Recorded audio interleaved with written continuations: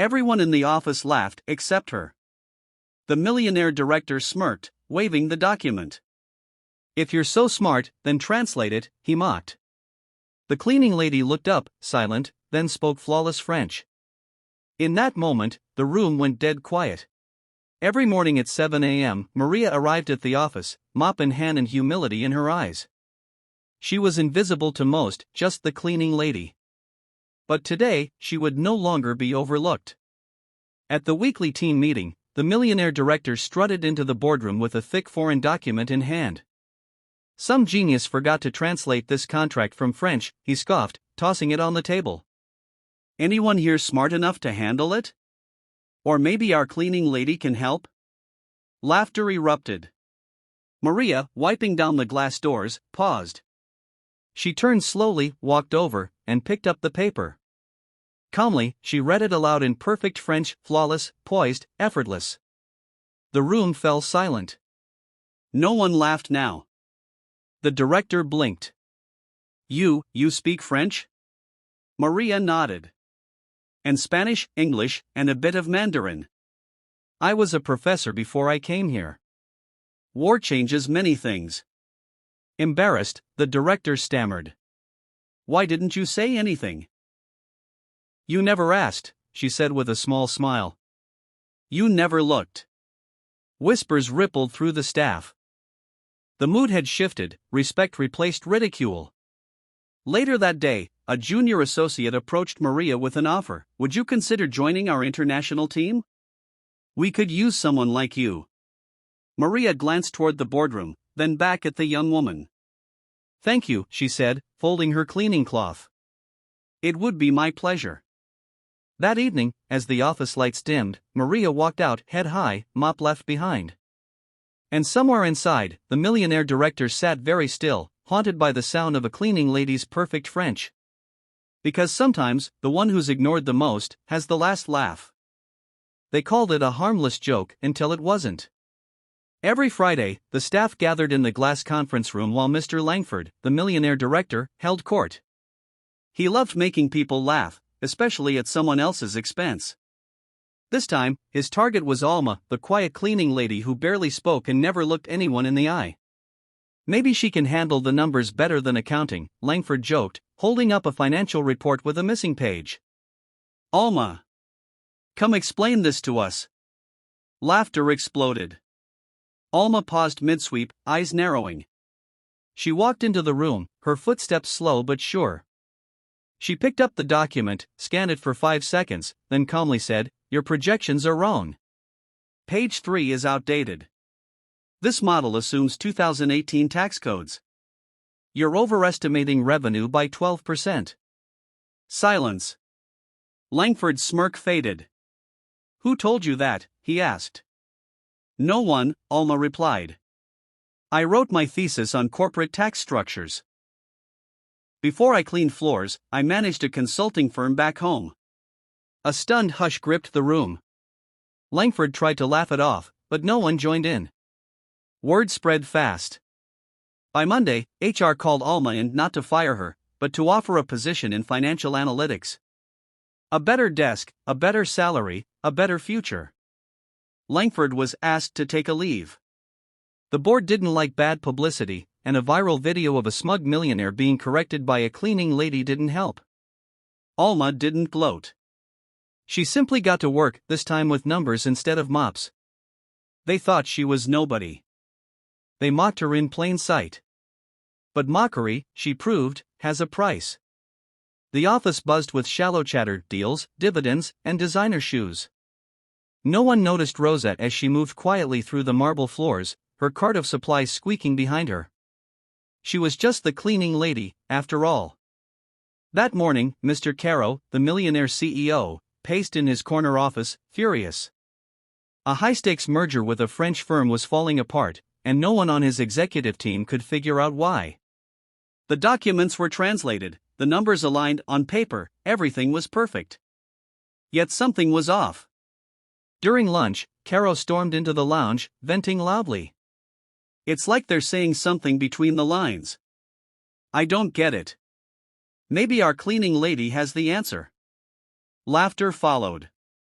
But Rosa, wiping a nearby table, turned and said softly, "They're not objecting to your numbers.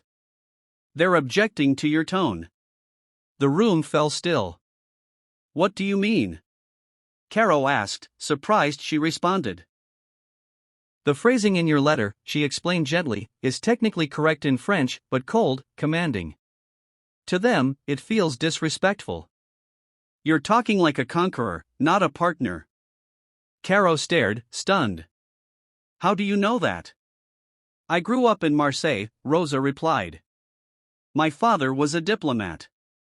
Words were his business. By evening, Rosa was seated beside Caro, rewriting the proposal. Her understanding of nuance, not just language, but people, salvaged the deal. The French executives responded warmly to the revised message. That week, Rosa was offered a permanent position as a cultural advisor. She had spent years listening, hearing what others ignored. In a world obsessed with wealth and titles, she heard the things money could never say.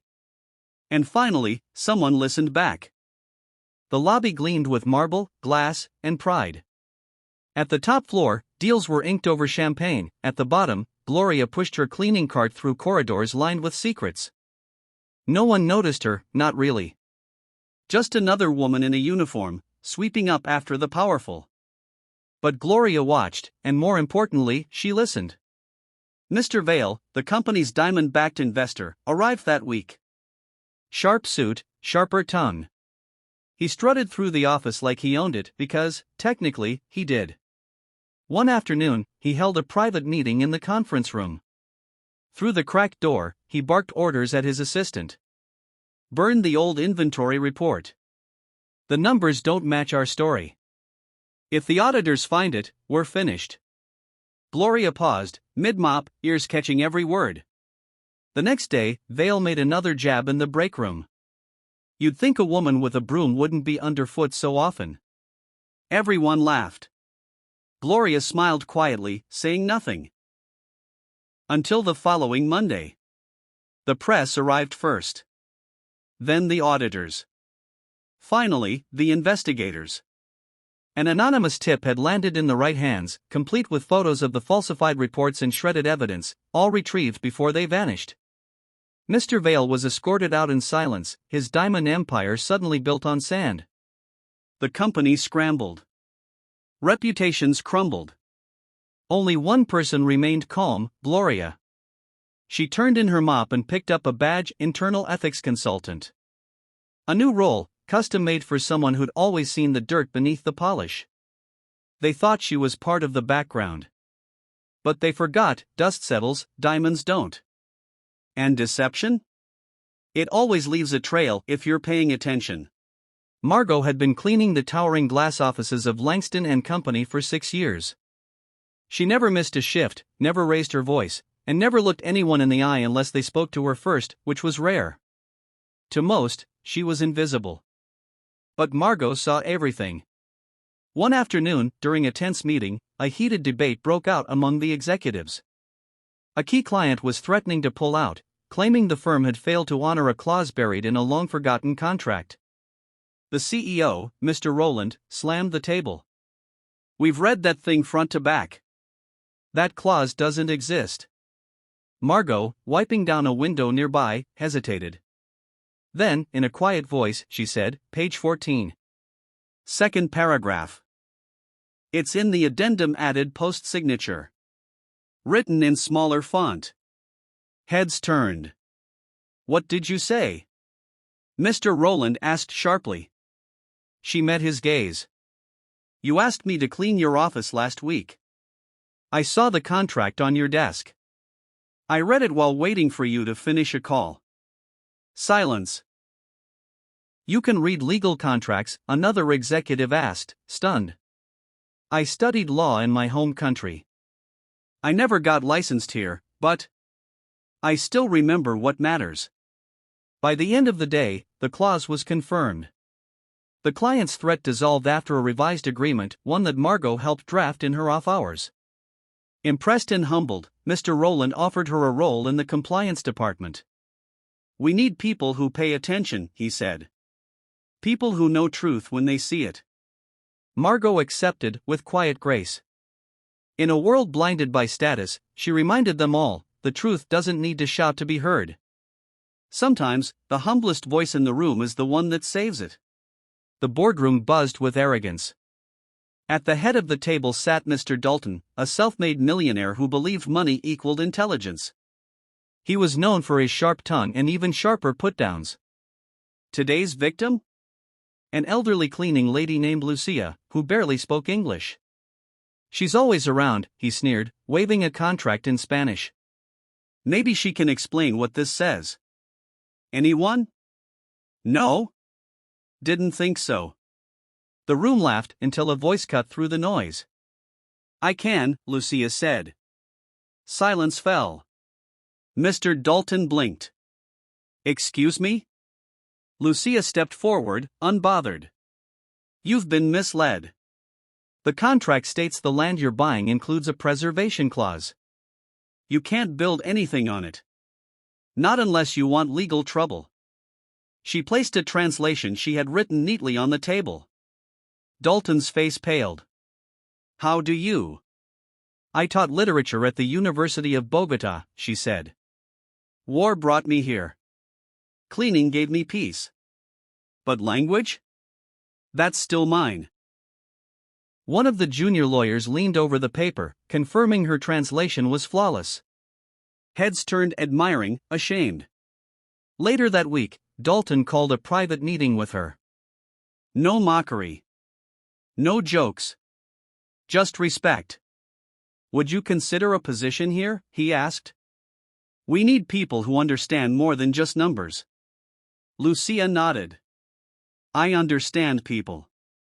That's more valuable than gold. In that moment, even Dalton realized wealth could buy silence, power, and applause, but not wisdom nor grace. And certainly not the ability to understand a woman the world had underestimated. Because if you're so rich, why can't you understand her?